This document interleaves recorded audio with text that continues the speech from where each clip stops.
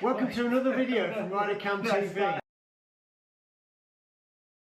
Welcome to another video of RiderCamTV, and today we're going to talk about some of the stuff that we take on our bikes, specifically on tours, but you can take stuff on your bike wherever you go, but we're talking about when we go touring, typically for about 10, 12, 14 days.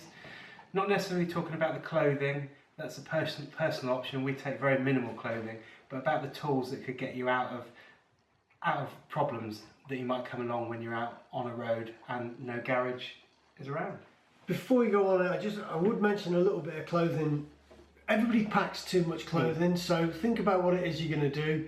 If you're going away for 10 or 12 days, you're only going to be wearing your t-shirts and shorts and trousers and things in the evening for a couple of hours a night, so you don't have to wear a new pair of trousers every night and a new t-shirt every night, because people don't care you're on a motorbiking holiday, and that's all part of the thing, isn't it? Yeah. So think about clothing you take, think about stuff that's easily washed and can be dried, and if it's a bit damp in the morning, it doesn't matter, because if you're in a nice warm country, it'll dry out very quickly anyway. The big pannier is what I've used to put all my clothes in for however long the journey is going to be. Having been in the military and worked away a long time, I have a rule that if my baggage allowance is 20 kilos, I arrive with 20 kilos and I leave with 20 kilos, and anything else I've got above that gets left behind. So I'm very rigid about how I pack my stuff and what I take with me. I don't take stuff that's unnecessary, and it's a bit of a mindset to get into, and if you don't tour very often, then you might not need to do that, but it's worth paying a little bit of time and thinking about what it is you really need. These are accident report forms. Now you can download them off the internet, really simple. And basically, if you look at the countries you're going to travel through, you can get them for each country you're going to be travelling in. And what you can do is you can get one in English, one in French, one in Italian, one in Germany, staple them together, and then if you're in the unfortunate situation where you have an accident, the opposite party, as long as he's not trying to beat you up or whatever, but you can hopefully sit down and discuss it with him, and you can mark off on your form, and he can do the same form, so he knows exactly what it is you're putting down on your form, and you can leave him a copy of it, and hopefully it'll be an amicable situation. But things like this can be downloaded, accident report forms, off the internet. But a really good mate of mine gave me these. We'll put the link in the description where to get these forms. But it's probably a good idea to take an English one as well, so that when you're working through the form with whoever it is that you're talking to in their language, you know which bits you need to fill in and what you need to put in there. Well, what I've done here, you'll probably think me very strange, but I'll take the one off the top, and the top copy is English, because obviously I'm English, but the one underneath is French. Brilliant. Okay, so there's two copies of the same form, one in English, one in French, and we work through them together. But also you have to carry things like your license, MOT if it's a part of the requirement, your V5 ownership document.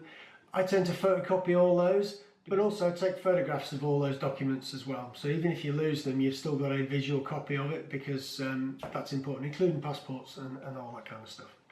So, starting with Toby, we're going to talk about first aid kits. Right. Common garden first aid kit, and I bought this from a superstore, a local superstore, and inside it's filled with a myriad of stuff: scissors, wipes, little bags, pins that you might need to use. I add things like paracetamols, because you never know when you're going to get a headache. It's always nice to have them. Little things that I've added: resuscitation aids, because for me, having a first aid kit isn't just about you having it because you're the one that might need it as a rider.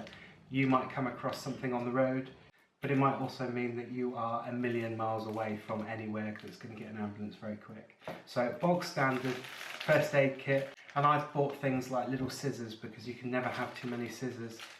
Like I say, the resuscitation aids, paracetamols, aspirins, that type of thing. Might think it's really strange, but some people put things like condoms and stuff in there, not obviously for the reasons you would imagine, but they're really good at holding water and holding things, so that if you're stuck and you need water.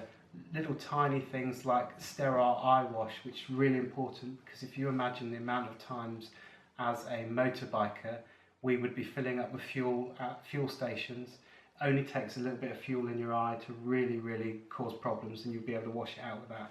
So common garden toolkit, and this is a really nice compact one that really squishes down so that you can put it in wherever in your bike. And ibuprofen and paracetamol is the breakfast of champions, I think. Okay, if you're spending a long time riding, you'll find your knees will be aching, your calves start aching because they're in the same position all day, even your Achilles tendons. All right, ibuprofen and paracetamol sorts all that out. So, but I'm not a doctor. Obviously, I don't go over any of the prescribed limits. But think about things like that. Keep it simple. Take stuff that you know you can use. Anything you don't know what it is, you don't know how to use it, don't bother taking it. With regard to the first aid kits, if you're travelling in Europe, while we're still part of Europe, make sure you've got your European medical card that gives you free medical hospital treatment and things like that. You may have to pay for it up front, but you will be able to claim it back later.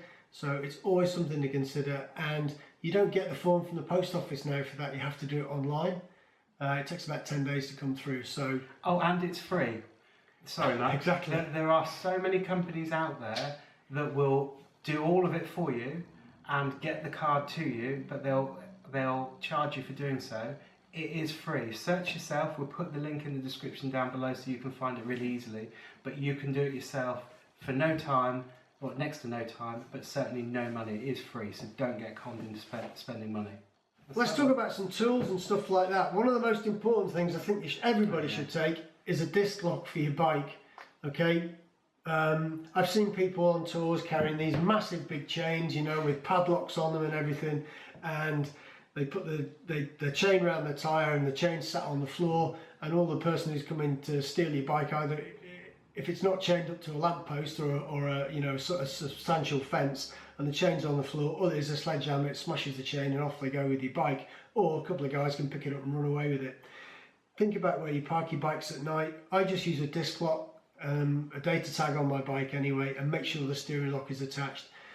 If somebody sees something obvious like a disc lock, okay, and it's difficult for them to steal your bike, unless they really want it, they'll go and find somebody else's bike who's a lot easier. So just make it more obvious, and that's the way around things. You know, I've been traveling around the world for years and years, and it's the people who do the least amount of security always seem to come off worst. So just something to deter them.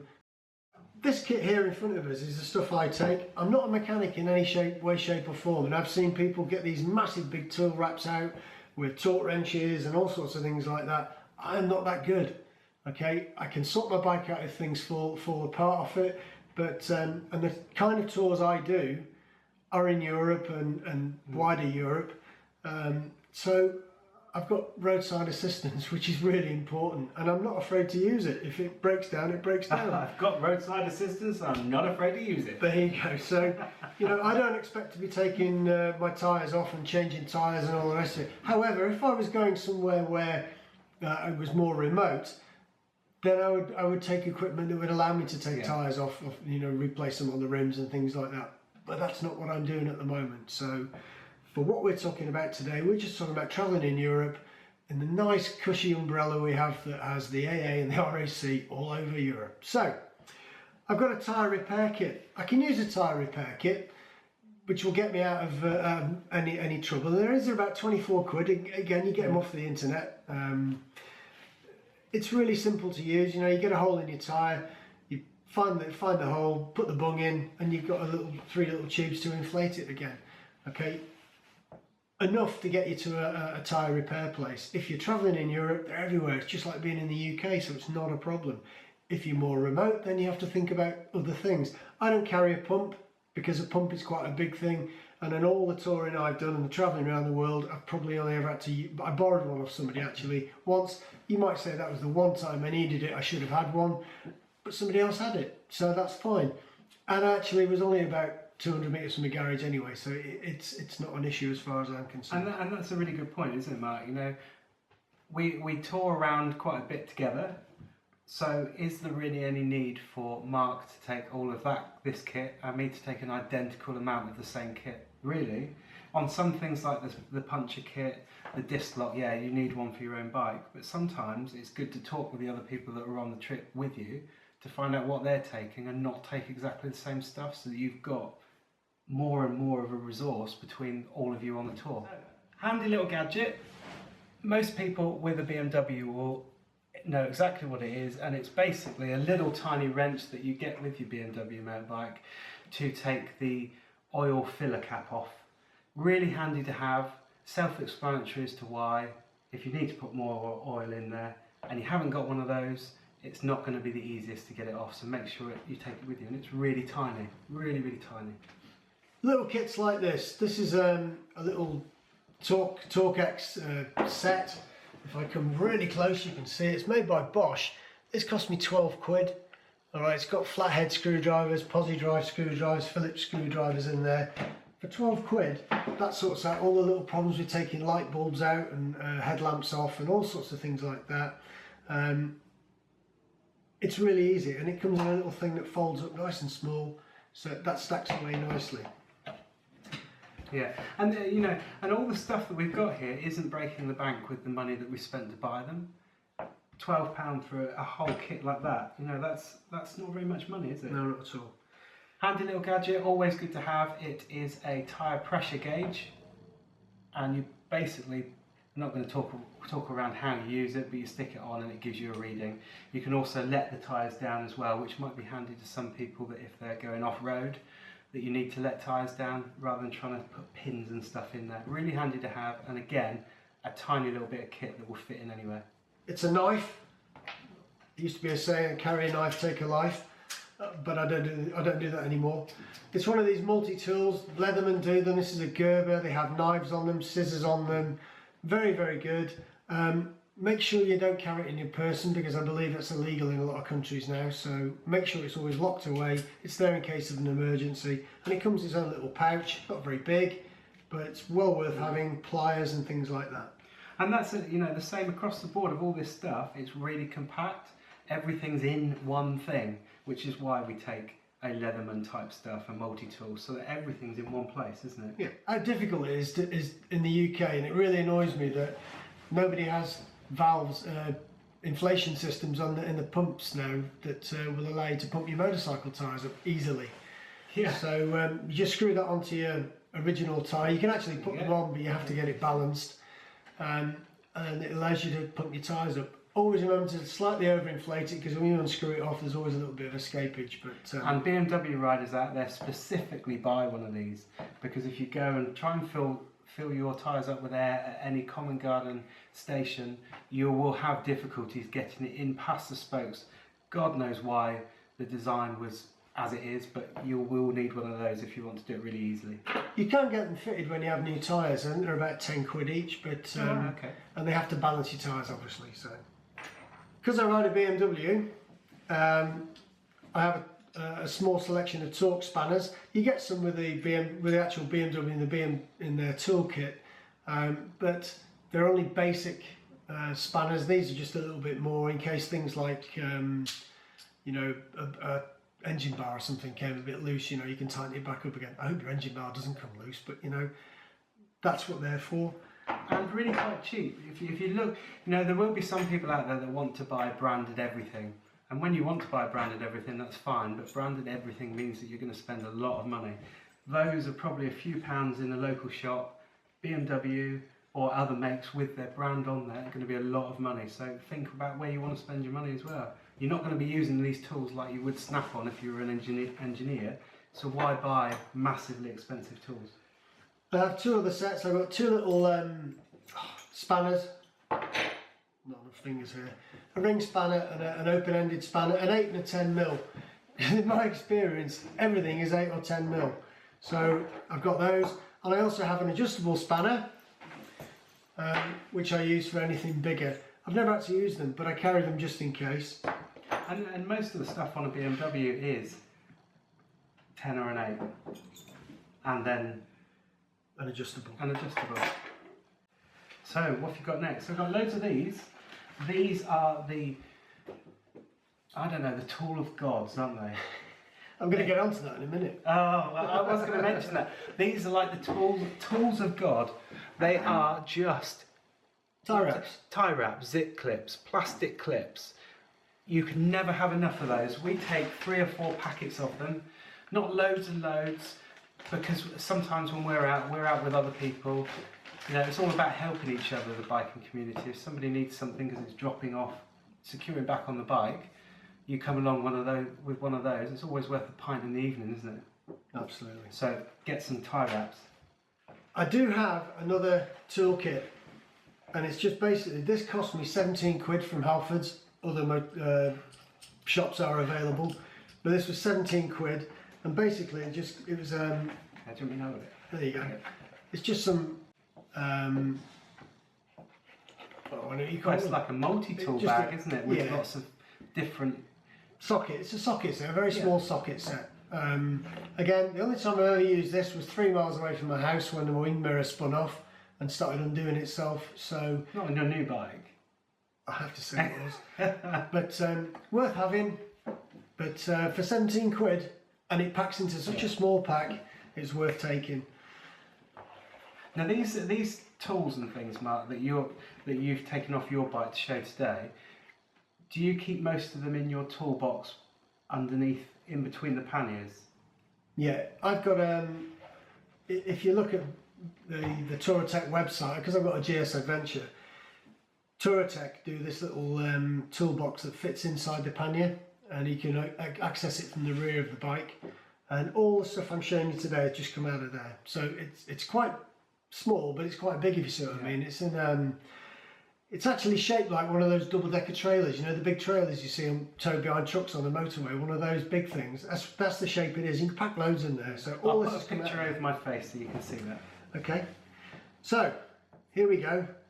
This is the tool of the gods. You bow down to the tool of the gods. People call it gaffer tape. It's got all sorts of duct tape. Yeah. In the Navy, it's called masking tape.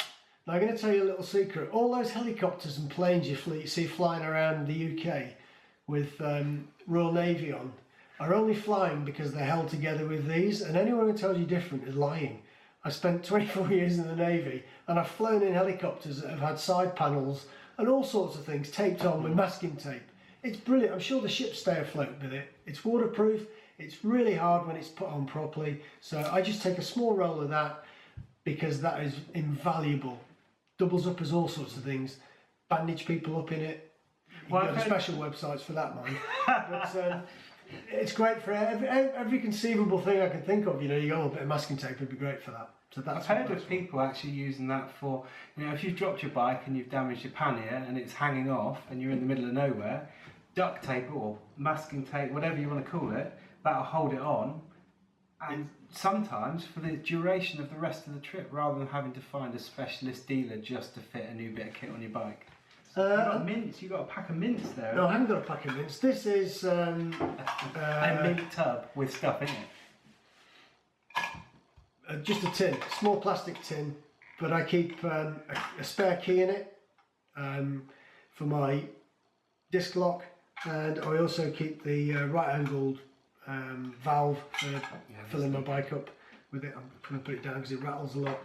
Things like that. You just put all sorts of things, spare washers, anything like that, and it's just simple. It's just something really easy to go in it, and that is my toolkit. When I'm out on a tour, no matter how long really, if I'm going abroad, it's always good to have credit cards, debit cards, that sort of thing. We've talked about that we use prepaid MasterCards, aren't they, that you can load money onto and you can use for fueling and all sorts of stuff throughout Europe. So if you do lose your card, you haven't lost your whole bank account and your whole life, you've lost what was on there. But I always take a little sealed envelope in a waterproof bag and I put a few notes in there, either keep them on me somewhere in a different pocket other than my wallet, or keep it hidden somewhere on the bike. And I know a lot of people say, well, you shouldn't have said that on camera, but you know, it's really good to have a little bit of ready cash for those unforeseen expenditures when you've spent all your money on your wallet, because it does happen. It is well worth keeping your money away from your wallet, and if you have more than one credit card or debit card or whatever like that, don't keep them all together, just keep one somewhere else, because the wallet is the target. If they sit in the back of your trousers, which you shouldn't carry it in the back of your trousers anyway, but if a pickpocket sees it or something like that and they take your wallet, Okay, they take the wallet, but they haven't taken everything. All right, you can cancel all the other cards. You've still got one card. I used a Caxton FX prepaid card, which is good for paying for everything like you would with a normal debit or credit card throughout Europe. You can put as many currencies on it as you want. It doesn't cost you anything, and the exchange rate that you bought your cash at is the same when you cash it all in at the end of the journey and get all the money back. So well worth considering something like that for the reasons Toby's given. But think safety, fellas and ladies, if you're out there. Don't make it easy for people by putting all your eggs in one basket, like all your credit cards and your money. Separate it, make it difficult for them. So they've stole your wallet, all they've got is a photograph. Yeah, and plan this all in advance. If you know you're going away for a few days or a few weeks, get all this stuff a good couple of weeks before you go away and before you want to pack. Then when you come to pack, you know what you've got, you know you've got all the stuff, but when you go away, you're not worrying about, have I got this, have I got that? You've got it all with you, haven't you? I think that's about it, isn't it? I'm sure there's loads more. Yeah, so if you've liked the video, give us a massive thumbs up, it really does help us. Give us some comments in the description, tell us what you take, tell us what you think about the stuff that we're taking. Hit that massive subscribe button that'll be in the middle of me and Mark, and we'll see you in the next one.